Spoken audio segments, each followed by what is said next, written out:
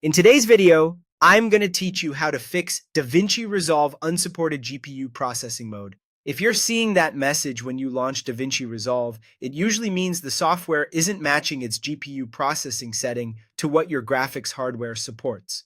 The good news is that this is quick to correct, and I'll walk you through it step by step so you can get back to editing smoothly.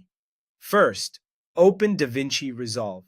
Even if the warning appears, you should still be able to access the menus. We're going to change a preference that tells Resolve how to talk to your graphics processor.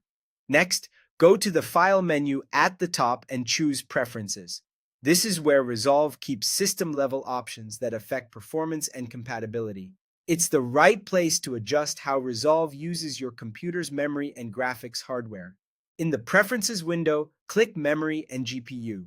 This section manages how Resolve allocates RAM and, most importantly for us, how it utilizes your GPU. If the processing mode doesn't match what your card supports, Resolve can throw that unsupported mode error. Under GPU processing mode, you'll see several choices. The easiest and most reliable first step is to select Auto.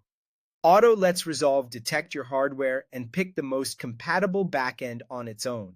For many systems, this resolves the problem immediately. If you prefer to set it manually, choose the mode that matches your GPU vendor. Select CUDA if you're using an NVIDIA graphics card.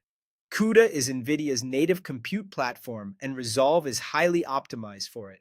Select OpenCL if you're using an AMD graphics card.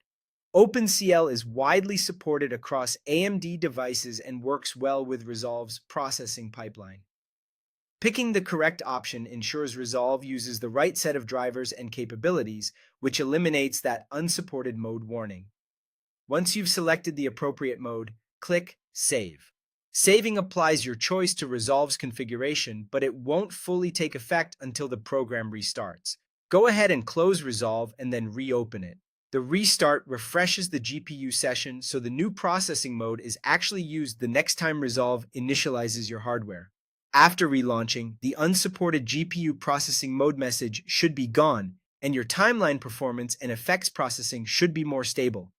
If you're ever unsure which mode to use, Auto is a great default, and manual CUDA or OpenCL selection is ideal when you know your GPU brand. That's it. Simple, effective, and you're back in business.